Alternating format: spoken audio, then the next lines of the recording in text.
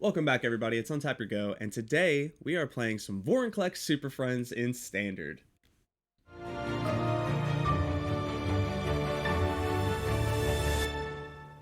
I'm not really sure the lore in Magic recently, so I have no idea how he ended up on Kaldheim, so if any of you guys know, please let me know down in the comments below. I'm really interested. But regardless, let's dive right into this deck today. Vorinclex Monstrous Raider is a 6 mana 6/6 with Trample and Haste. He is a legendary creature, Phyrexian Praetor. If you would put one or more counters on a permanent or player, you put twice that many of those counters instead. And if your opponent would do the same, it halves it instead. So what better way to complement this type of ability than to play a bunch of planeswalkers that can ultimate the same turn that they come into play? Sounds pretty good, right? It's very reminiscent of Doubling Season. It's just an effect that we've already had in Magic's history, and Doubling Season has always complemented Planeswalker decks very, very nicely. So why not play this, especially since it comes with a 6/6 Trample Haste Beater. Now let's dive into the rest of the deck. We have a lot of Planeswalkers, but most of them are one-ofs, and we'll cover them really quickly. We have one copy of Garruk Unleashed. It's a 4-mana Planeswalker with 4 loyalty. You can plus it to give a creature +3/+3 and trample till end of turn, and then you can -2 to create a 3/3 beast token, and if your opponent controls more creatures, you get 1 loyalty back, and then you can -7, and that's really what this is in here for. You get an emblem with at the beginning of your end step. You search your library for a creature card, put it on the battlefield, and shuffle your library. It really sucks that it's on the end step, but being able to ultimate this the same turn it comes in and Garruk still sticks around to do stuff later on is absurd. Because then you can just -7, tutor out a Rankle, tutor out a Isiko, whatever you got to do. We have Liliana, Waker of the Dead. This is a 4-mana Planeswalker with 4 loyalty. You can +1, each player discards a card. Each opponent who can't loses 3 life. -3, target creature gets -X till end of turn, where X is the number of cards in the graveyard. And then the -7, you get an emblem with at the beginning of combat on your turn, put target creature card from your graveyard onto the battlefield under your control. It gains haste. So between Garruk and Liliana, our creatures are going to be pretty hard to deal with. Then we have a copy of Kaya the Inexorable. This is new from Kaldheim as well. It's a 5-mana Planeswalker with 5 loyalty. You can +1 to put a Ghost Form counter on a creature, which basically protects it from when it dies, returns it to your hand. You get a 1/1 creature token instead. And then -3, exile target non-land permanent. And then the -7, you get an emblem with at the beginning of your upkeep, you may cast a legendary spell from your hand, graveyard, or among cards you own from outside the game without paying its mana cost. So that means we can play stuff out of our sideboard, out of exile our opponents dealt with, out of our hand. It's really just really good. Out of our grave. It's so good. It's so good, guys. Then we have a copy of Ashiok Nightmare Muse. This is a 5-mana Planeswalker we already know and love. Creates a 2/3 that exiles when it attacks or blocks. -3 bounces a permanent and they have to exile a card from their hand. And then -7, you cast up to 3 spells from among face-up cards your opponents own from exile without paying their mana costs. And then we have 3 copies of Garruk Cursed Huntsman. So this is the one that we kind of have the most of because I think it's probably like one of the better ones to be playing in this kind of deck. So it's a 6-mana Planeswalker with 5 loyalty. For a 0, you create 2/2 black and green wolf creature tokens with when they die, you put a loyalty counter on each Garruk Planeswalker you control. And that also gets doubled, I believe, from Vorinclex. Now, -3, destroy target creature, draw a card. -6, you get an emblem with creatures you control, get 3/3, and have trample. That's absurd. That's absolutely absurd to be able to do the same turn it comes in. It comes in with 10 loyalty counter doubled, and it's -6. So just like this becomes a 9/9, and like all the creature tokens you produce afterwards are just going to be so dumb. They're going to be big dumb threats. It's very quickly going to close out the game. Then we have 2 copies of Big Bad Ugin because why not be playing Majin Bugin? Like, you got to do this. Comes in with 14 loyalty, guys. 14. You can -10 immediately, and it still has 4 loyalty, which is still really hard for a lot of decks to deal with. And those are the Planeswalkers in the main board. How do we get to these Planeswalkers? How do we get to Vorinclex? Well, we have 4 copies of Elysian Carotid, taps for some mana, any color, which is important in this deck. Path of the World Tree tutors up a basic, which you can also sacrifice later on. We're not going to be utilizing that effect too much. 4 copies of Cultivate to tutor up our basics. 2 copies of a Dryad of the Elysian Grove to Chromatic Lantern our lands, and also have additional land drops. And Esika, God of the Tree, is another new card from Kaldheim. This is a 3-mana 1/4 with Vigilance, taps for any color. Other legendary creatures you control have Vigilance and tap for any color. The other half, super good for this deck, the Prismatic Bridge is 5-mana all colors Werberg. At the beginning of your upkeep, reveal cards from the top of your library until you reveal a creature or Planeswalker card. Put that card onto the battlefield and the rest on the bottom in a random order. That's crazy.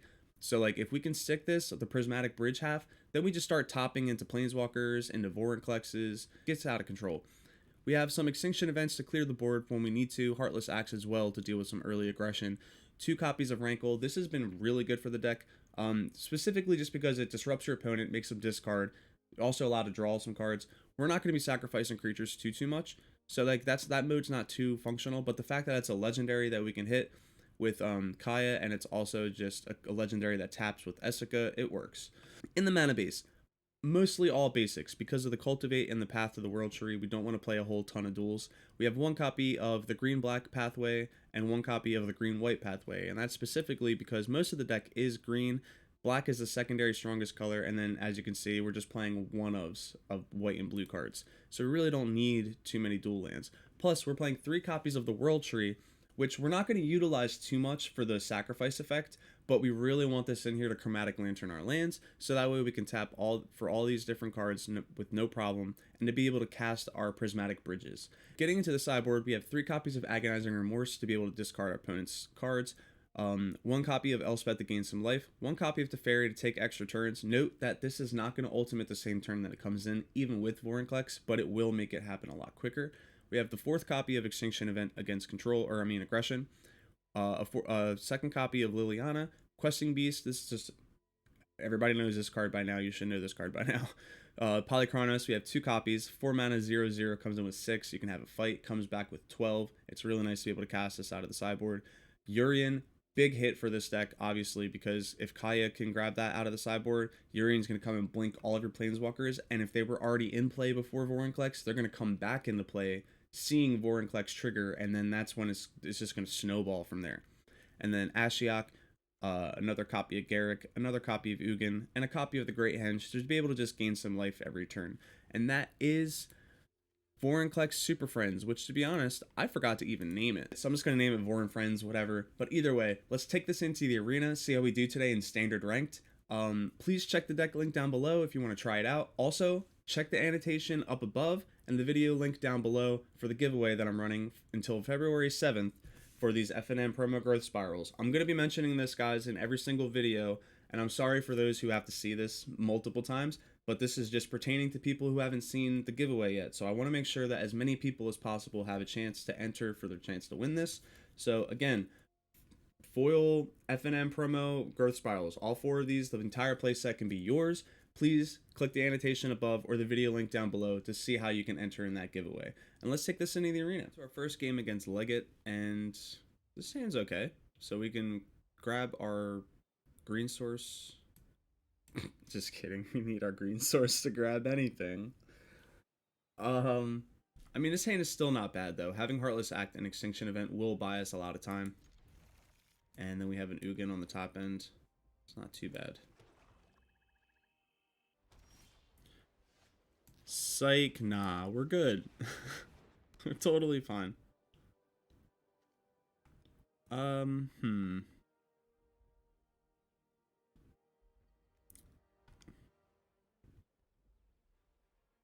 guess in this instance, we actually just grab another green.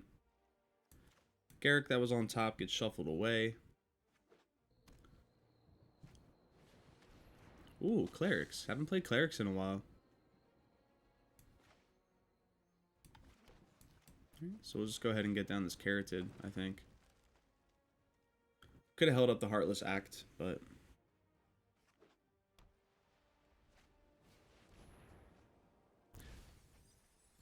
Funeral Rites for our opponent. No blocks. What is in their grave? 2 lands.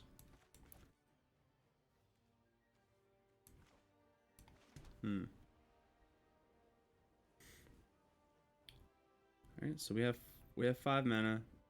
I think we just go ahead and just poke our opponent for 1. Hold up the Heartless Act.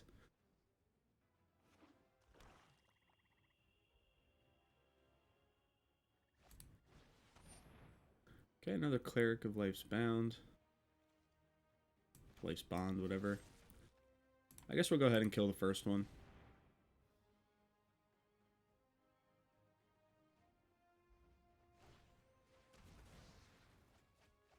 I mean, it's not bad. Get the value out of it somehow, I guess.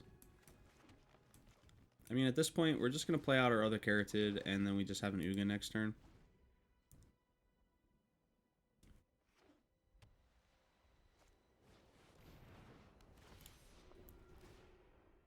Remember another Angel or Cleric enters the battlefield, gain life equal to its toughness. That's pretty cool. Wow, that gains you a lot. Jeez. That's actually really good. Really doesn't matter though, but still really good. Yeah, we're just gonna go ahead and -3.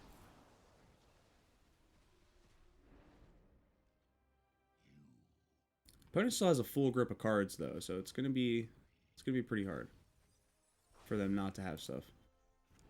Skemfar Shadow Mage. Oh, sick! That hits. That sticks with clerics too.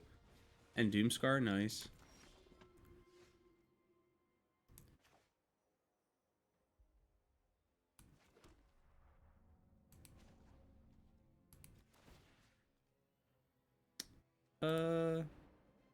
Yeah, actually, you know what? I don't even care. I'll plus this up. If he wants to bring it back, I mean, I'm just gonna -0 the token. Can one singular Ugin just run the rest of this game?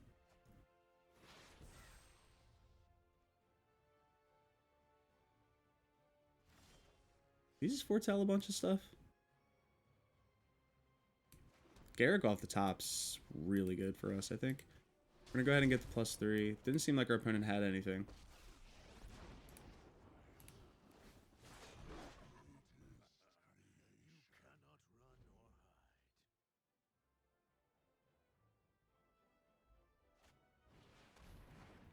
Yeah, Righteous Valkyrie is pretty good. Yep. Ooh, and a Kaya? Okay. Hmm.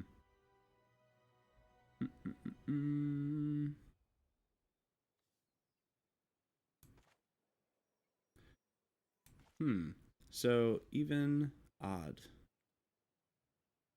Don't really want to exile those. Destroy a creature. I could do a bunch here, honestly. I mean, we're going to start off by, I think, bolting the cleric. I think we'll just make 2 more dudes.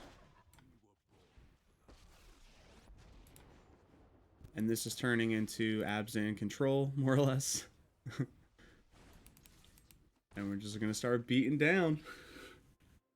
What are all these cards they foretold? One of them's got to be Haunting Voyage. Right? Like, it has to be. They're playing clerics. That seems like it would make sense. Sick.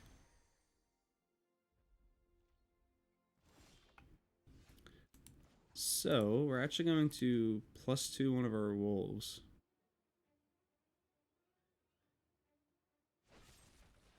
That's fine.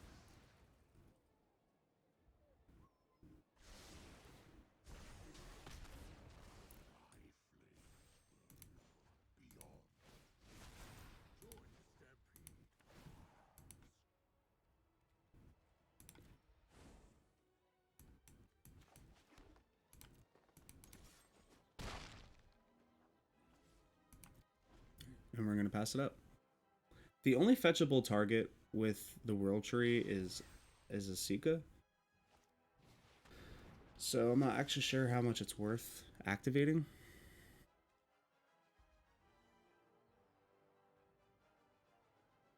Once we actually can. But we are going to -10.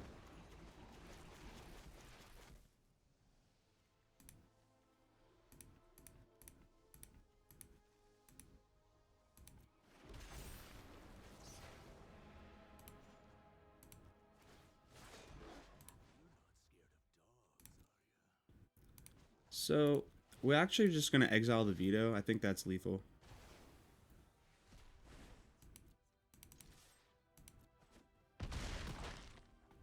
Good game.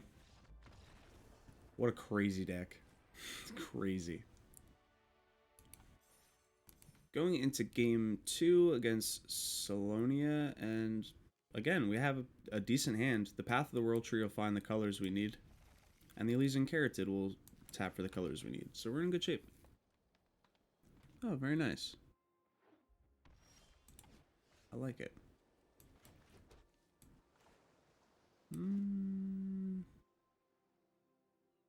Yeah, let's just play the World Tree. There's really no point in getting the Caryatid down right now. We were going to grab the Black Source. Another Ugin off the top is good to tuck away. We do not want to see that.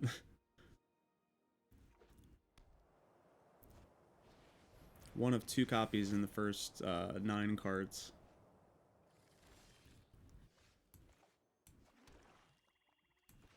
Okay, go ahead and get down our Caryatid now. Pass it up.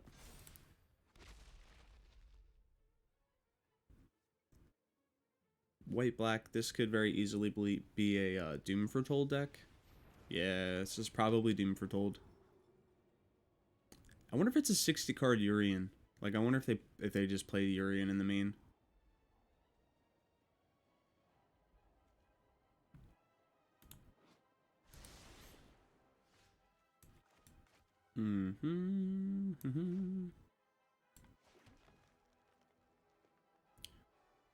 So, yeah, I mean, I guess we just pass it up. We can slam a Garruk next turn.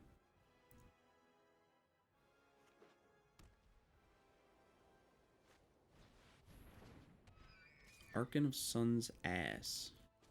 That's gonna be a pain. Okay. So yeah, like I said, I can slam Garruk. But then if I minus 3, I mean, I guess Charming Prince can't kill it. So I could minus 3 and kill the Archon.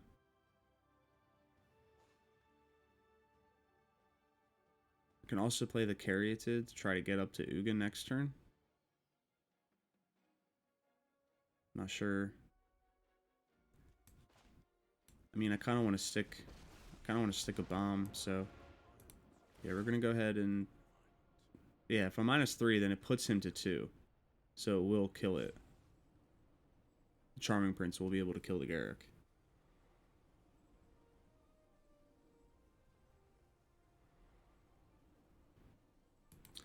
So I guess what we actually do is just make 2 wolves.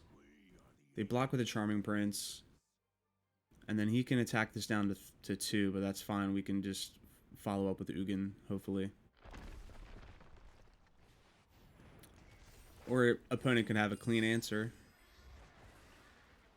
That's pretty good. Oh yeah, I mean, I'm still gonna trade with the Charming Prince.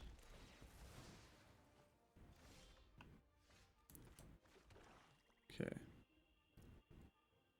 I mean, hitting even just wipes the entire board. What do they get back out of their Elspeth?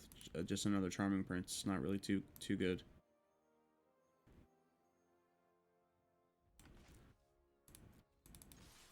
Let's go ahead and attack. Opponent gave it to us.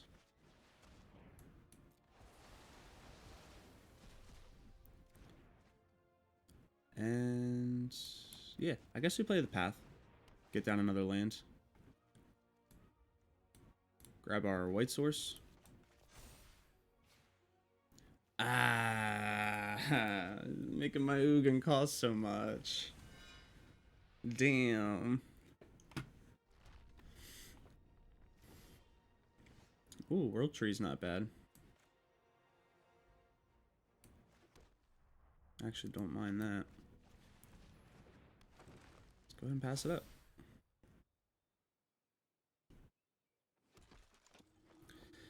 Yeah, so they get their Charming Prince, and he is a 3/3.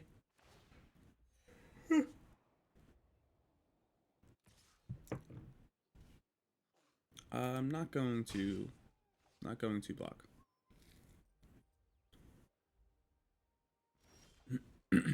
Ooh, that's a good draw. Yeah, that's a really good draw.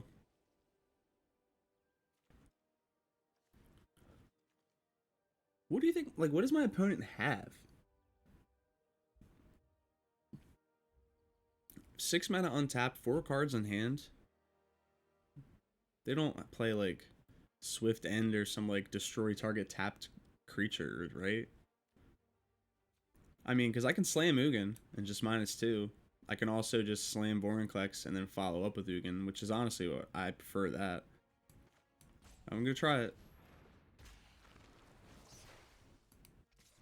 Get him. Yeah, beats. Take the beats. The doubling season that gives. It just keeps on give. No! Alright, whatever. We're gonna have to just play Ugin next turn. So 3, 6, 7, 8. We have enough. I could just block. I think I'm going to. Save my life total.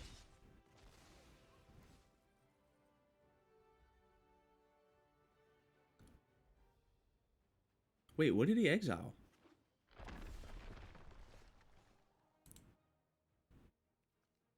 Did he hit the Caryatid? Did he not? What? What? Dude, no way. No way.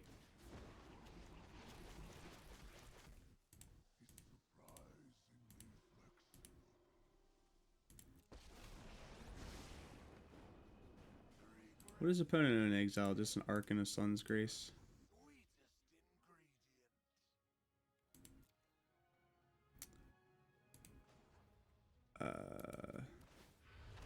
Just gonna make a dude, I think. I mean, I don't know, guys. That was a pretty good turn for us. I mean, our opponent. What did our opponent hit with the Elspeth Conquers Death? Like, I don't understand.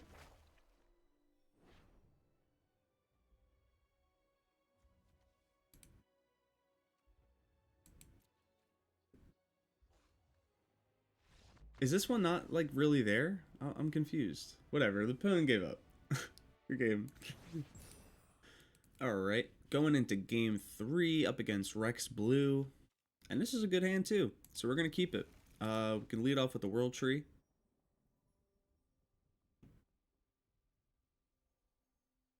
Conveniently, our opponent has matching World Tree sleeves.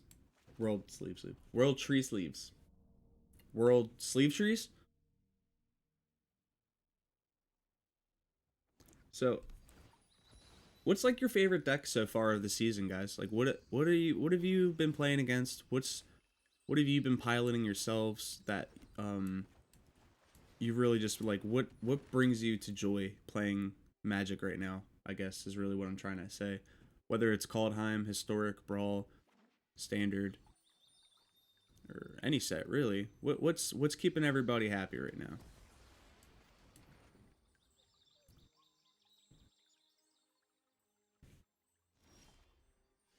Up to a pretty slow start from our opponent.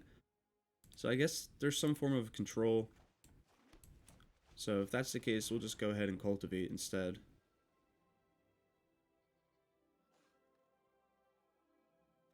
Which works for us, because we can just grab a green and a black.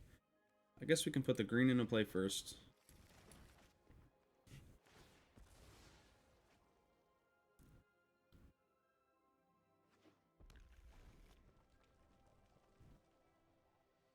Okay, so we're up against Rakdos. Ooh. Okay. It's pretty good.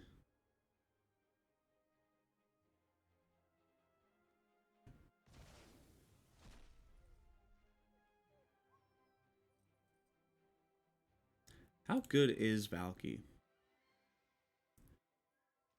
Only exiles a creature. Like, that's super frustrating. Did he? Okay. He tried to. So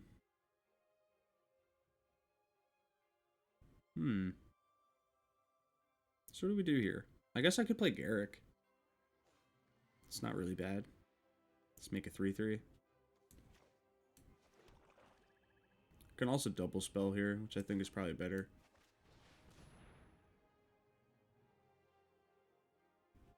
I'm going to cultivate, grab 2 more basics, and then just hold up the Heartless Act.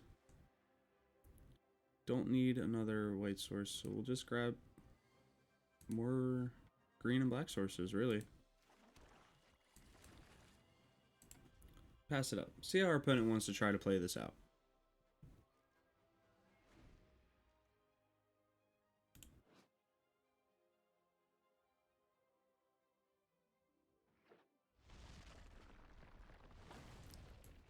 Tibalt's such a troll card.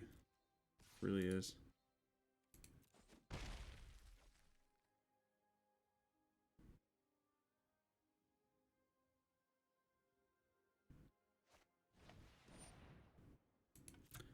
Rex Blue, what about Rex Orange? Rex Orange County.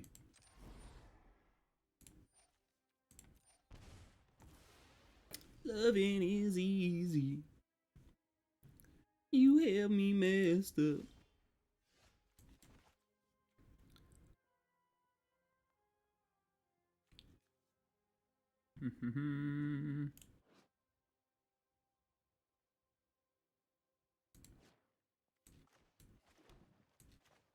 Okay.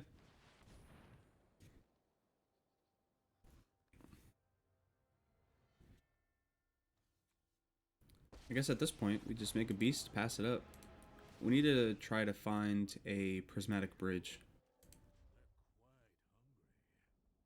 Prismatic bridge would really set this deck into motion. We have the world tree and we have all 6 of the lands, so our lands tap for all colors.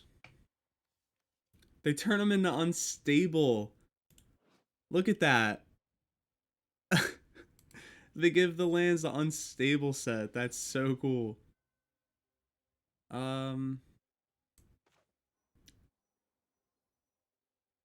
Yeah, sure. I guess I have to kill this now.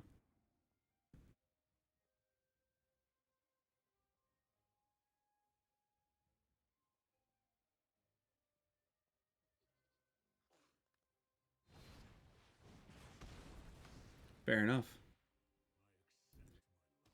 Oh man, this feels like some good old classic Magic. Look at this exchange of resources, guys. And that's a hell of a draw. Hell of a draw. Hell yes.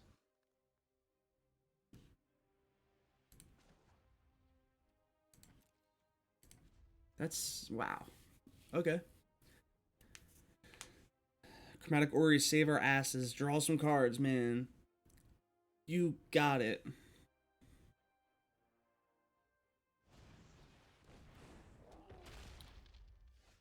Or I mean, we could just do that.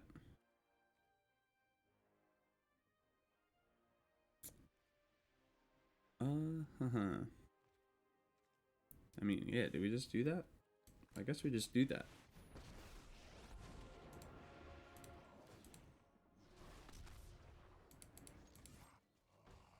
That was a nice Bone Crusher Giant you had.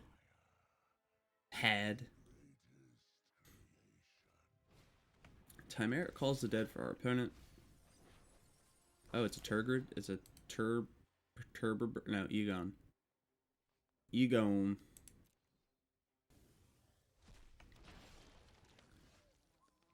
Okay. Well, we're paying 5 mana to draw a card. I know it's not good.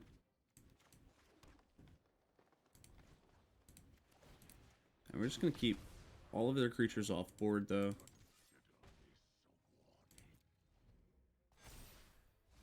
See if our opponent has a way to deal with Ugin before it ults. Put ultimate into like a Vorinclex and like 2 planeswalkers. Ooh, it'd be so good. It would be so good. Okay, another token for our opponent. They're just not having a time though with missing their land drops. I kind of feel bad.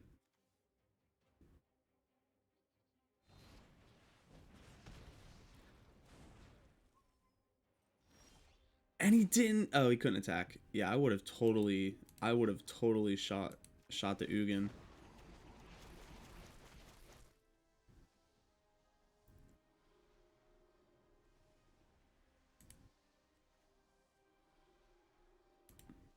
I mean, this is still a hit. Holy crap.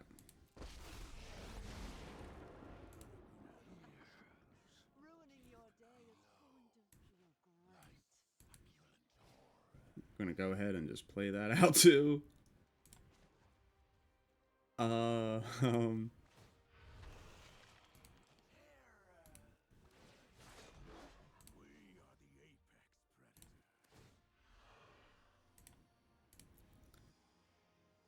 Yeah, this is a deck. This is definitely a deck.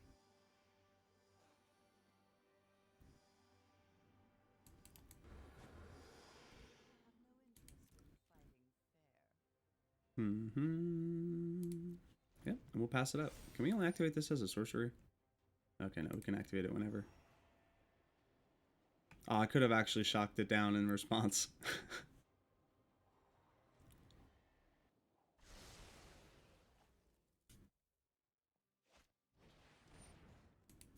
Sure. I'm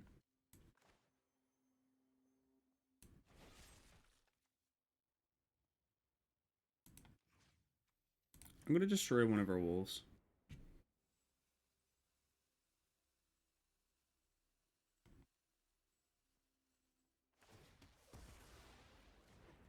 Put the counter on Garrick, and we'll just take the loss on the Extinction event. Because even though our opponent's really, really far behind, I want to just close out the game before they have any chance of beating us or turning it around. Alright, so opponent decides to kill the Ugin. Makes sense. We're going to go ahead and deal the 2.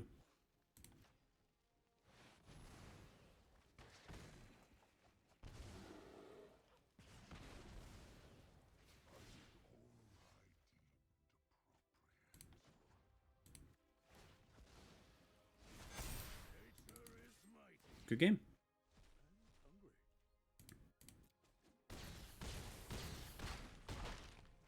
This deck is some serious power, guys.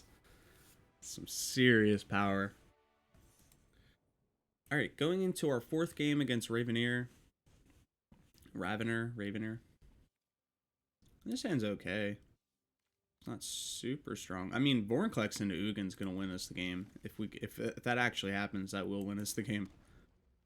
Hello, puppers. Such a good boy. Or girl. Who knows?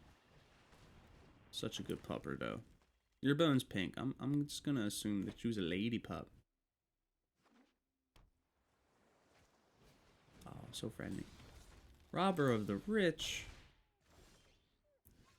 That's cheesy. My phone keeps going off. Alright, so we have Vorinclex next turn. Hopefully. As long as they don't shock any of our stuff, we have Vorinclex next turn. No blocks. They definitely have something.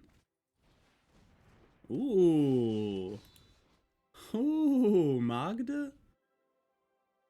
Okay. That's not a dwarf. Robber the Rich is not a dwarf. Yeah, so let's just slam this Vorinclex right quick. And let's chunk him for 8.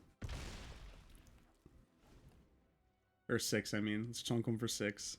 I was thinking 8 because of the converted mana cost of Ugin. Treasure, search your library for a dragon or artifact and put it on the battlefield. Seems pretty strong. Seems pretty strong. Embercleave? No. Bummer.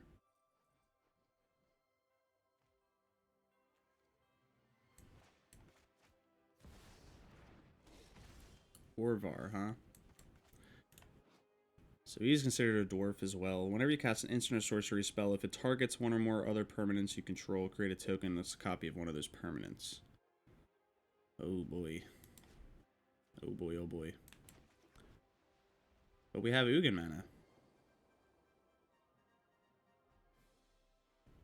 We do, in fact, have Ugin mana. So we go ahead and Ugin. And I mean, all things considered, it really could have been better.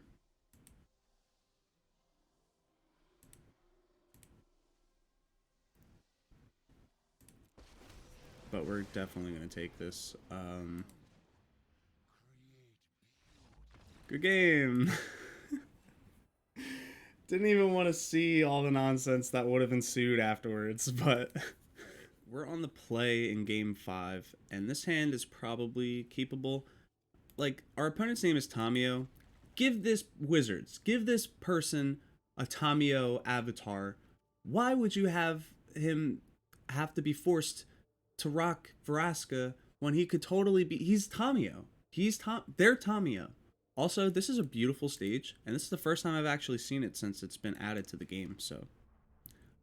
I'm constantly playing on the Amonkhet map, or the...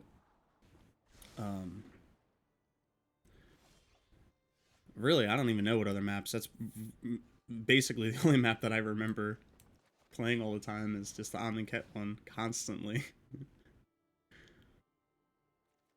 Do we need the white? We're gonna need all of it. We're gonna need all of it. Huh.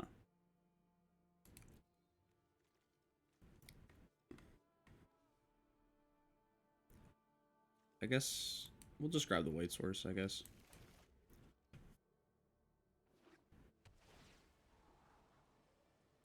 This is a really good setup. If we can stick the Dryad and it lives for a turn, yeah, and we found our 5th land, so we could potentially have a turn for Prismatic Bridge.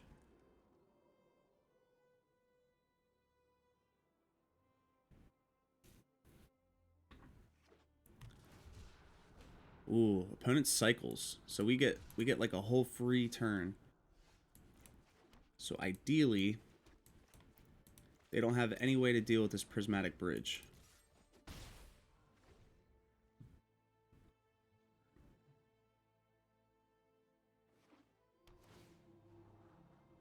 Tapped, okay. Our opponent's playing a lot of colors as well, it seems.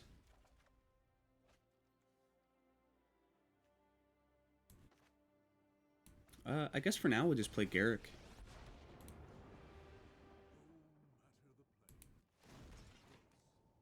I couldn't play the Chromatic Ori. If I could though, that would have been sweet, because then I could have drawn 5 cards off the Prismatic Bridge. Opponent gives it up. I mean, this is such a strong deck, guys. It's so good. Welcome back, everybody. If you made it this far, thank you as always for watching. You are all the real MVPs of this channel, trust me. Your support means the world. And guys, we went 5-0 today, completely undefeated, not contested in any way. This deck is absurd. Vorinclex, busted. Busted, guys. Absolutely busted. This card should not be legal, so play it while you can, because I don't know if they're going to ban it or not, but Wizards kind of drops the hammer pretty frequently. So if enough people complain about it, this and Trickery will probably get banned, like Tybalt's Trickery or something. Regardless, give this deck a shot. It is a ton of fun, super strong. Nothing better than slamming an Ugin and then immediately slamming like 7 other things. Nothing better than slamming a Garruk and getting the ultimate. Having a Vorinclex and getting the ultimate on this Garruk or whatever. Like, this deck is very good. Consistent. You don't even need the red. You barely even need the white or the blue splash. You could honestly just turn this deck into a green-black deck and not even have to worry about Ashiok or Kaya. Like, you don't need these cards at all for this deck to function. You could just literally play this whole setup right here and just change up a few things in the mix, and then Dryad of the Elysian Grove is going to give you chromatic lands, World Tree is going to give you chromatic lands, Chromatic Ori is going to give you chromatic lands, and it's consistent. Being able to have this Prismatic Bridge in that last game, crazy, started to set me up. We got to play it once in a game sooner, but we were already like pretty established at that point. Regardless, Prismatic Bridge is the real deal. Asika, definitely one of the best gods out of the set. Ugin coming down for 14 loyalties is so good. It's just so good, guys. Legion Carotid, very impressed with this card lately. I was starting out with Goose, and Goose is just not good for this deck. But Elysian Carrot is great because you can ramp into the Vorinclex, and then as you saw in our 4th game, you can immediately ramp into a Ugin from that point because Vorinclex has power 4 or greater, so this taps for 2. And this tapping for 2 of any color is really strong for what this deck's trying to do.